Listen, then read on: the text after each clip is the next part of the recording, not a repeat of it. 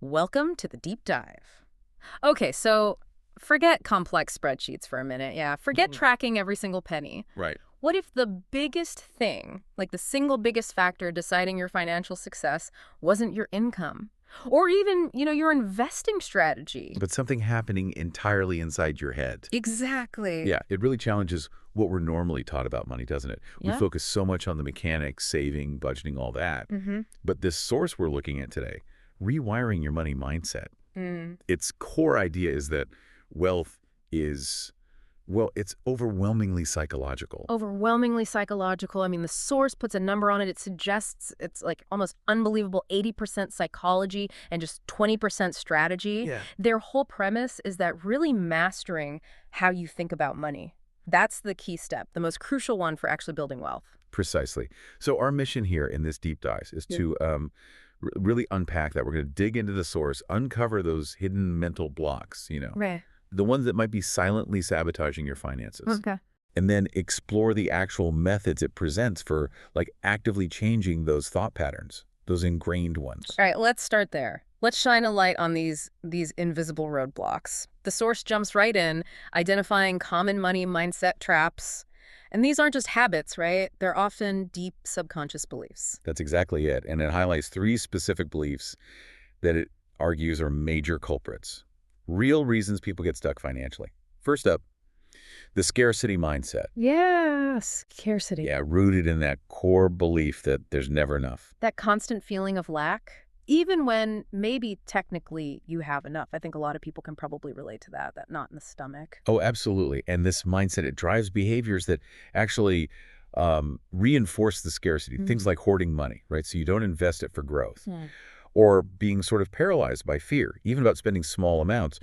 And ironically, you end up missing genuine opportunities because you're just so focused on what's missing. It keeps you playing defense Yeah. instead of offense. Okay, what's the second trap the source points out? The second one is the money evil trap. Yeah. This often comes from believing things like rich people are greedy or, that wealth itself corrupts people. Ooh, that one feels particularly sneaky Yeah. because consciously you might want money for security, for freedom, Sure. but subconsciously you could be pushing it away Yeah. because you don't want to be seen as, well, greedy or immoral, something negative. Exactly right. It creates this massive internal conflict. You're kind of repelled by the very thing you're chasing. It's like a hidden brake pedal on building wealth. Wow. Okay, and the third big trap.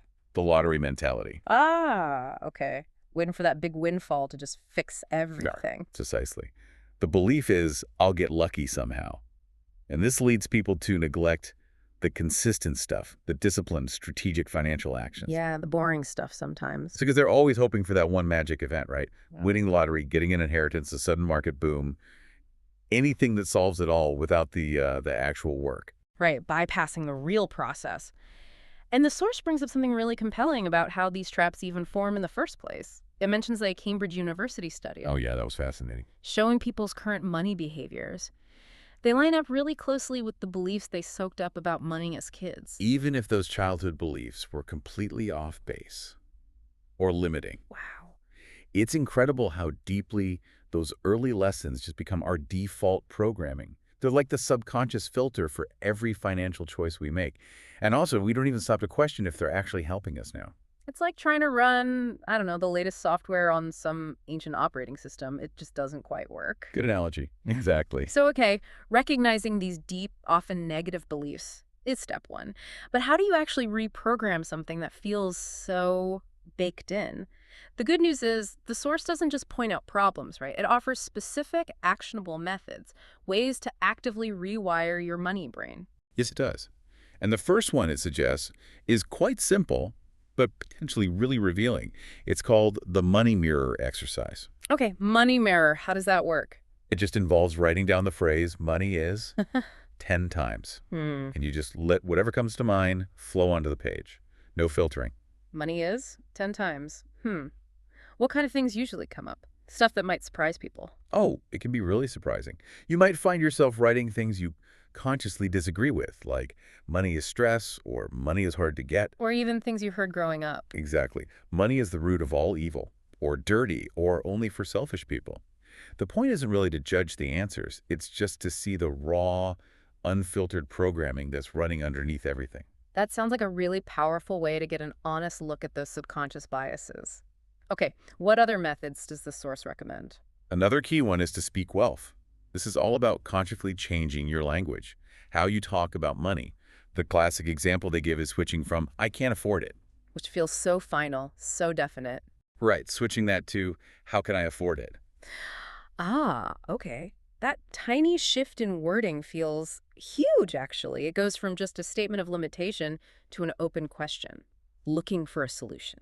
Exactly. It primes your brain to look for possibilities, for creative solutions, instead of just accepting defeat. The source also suggests the 24-hour rule. The 24-hour rule. Yeah, for any non-essential purchase, you just wait 24 hours before you actually buy it. Ah, the ultimate weapon against impulse buys. The ones driven by emotion, not actual need or value. It gives you that critical buffer zone, right? Time to evaluate if the purchase really aligns with your goals or if it's just, a fleeting desire. Makes sense. And finally, a really powerful insight the source offers is recognizing the influence of your environment, specifically who you surround with winners. You mean like the people you hang out with? Well, more specifically, the source argues you tend to become the average of the 5 people you discuss money with most often. Wow, okay. The 5 people you talk money with. Yeah, their attitudes, their fears, their limitations, their successes. It's contagious. So if your closest friends or family are always, say, complaining about being broke or talking about how hard it is to get ahead or just waiting for luck, that's going to rub off. It'll deeply influence your own outlook, even if you're actively trying to change. It really makes you ask, are the conversations and beliefs you're soaking up regularly moving you towards financial freedom, or are they keeping you kind of trapped? Good question. The source also includes this really potent pro tip, which is to visualize money not just as paper or numbers on a screen, but as energy. Energy. Okay, that sounds a bit abstract. How does the source explain that idea? Well, the core concept is that energy flows where attention goes. Mm. So if you're constantly focusing on lack, on debt, on how hard money is, Yeah. that's the reality you're putting your energy into Yeah. and often reinforcing. Right. But if you can shift your focus towards flow, opportunity, creating value, abundance, you're directing your energy towards attracting and managing wealth more effectively. Okay, I see. And this is where it gets really compelling because the source doesn't just talk theory. It backs this up with real-life examples. People who were incredibly successful, who seem to embody these mindset shifts before they got massively wealthy. Yes, exactly. They show that the internal work often comes before the external results. Just look at Oprah Winfrey. Yeah, incredible story. Grew up in deep poverty, faced huge challenges, but she actively refused a poor me story. She adopted this mindset of possibility, of service. And that was fundamental to building her whole empire. She didn't let where she started dictate her belief in what was possible for her. Not at all. Then you've got Kanye West, famously talking about his goal to be a millionaire, to build a brand, long before he actually had that huge financial success. Right, that's a perfect example of speaking wealth, isn't it? Having that clear vision pulling you forward. Definitely. And the source also mentions Warren Buffett, the absolute epitome of long-term wealth building. Right, the Oracle of Omaha. Despite being a multi-billionaire, he famously still lives in the same pretty modest house he got way back in 1958. That just blows my mind every time I hear it. It's such a clear demonstration of mastering lifestyle inflation, right? Yeah. His mindset around value, around saving, avoiding unnecessary spending, it stayed constant. It shows that building wealth isn't just about earning a ton. It's fundamentally about how you relate to money, how you handle it, regardless of the amount.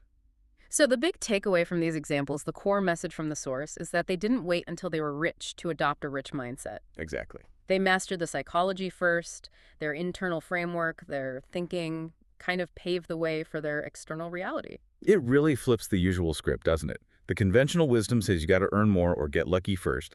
This source makes a really strong case that, no, you have to become the kind of person who can build and manage wealth first. And that starts right up here in your head. Wow. Okay, this deep dive into rewiring your money mindset makes it just crystal clear. Your internal mental framework, it isn't just some side note to your finances. It's the main driver. It has this profound, tangible impact on your financial reality. Totally. And the source leaves us with something really practical, a call to action you can start doing right away. It's called the 30-Day Money Mindset Challenge. Okay, a challenge for you, the listener. Tell us about it. How does it work? It's got 3 simple steps. but they're pretty powerful for integrating these ideas. Hmm. First, for 30 days straight, journal daily about one money belief. Okay, journaling. Yeah, and the source specifically suggests reflecting on what your parents taught you about money, really digging into that early programming we talked about earlier. Connecting back to that Cambridge study, Well, uncovering your own default settings. exactly that. Okay, step 2. Replace one scarcity phrase you catch yourself using. Like what? Oh, things like, I'm terrible with money, or I can never get ahead, or money is just so hard to earn. Find one you use. Got it. And replace it with an empowering one, something focused on possibility. Like, I'm learning to manage my money effectively, or I'm creating opportunities for financial growth. You consciously interrupt that negative loop inside your head. That feels really important, retraining that inner voice. It is. And the third step is to invest $10 symbolically. Now, this isn't about the amount at all, $10. It's about the action, the belief behind the action. Okay. It could be putting $10 into a separate high-yield savings account that you label investment fund, or buying a tiny fractional share of a stock. Even investing $10 in a book or a course about money counts. So the goal is just to do something. Yes, to perform an action that proves to yourself on a tangible level that money can actually work for you, shifting away from that mindset where you only ever work for money. That symbolic act.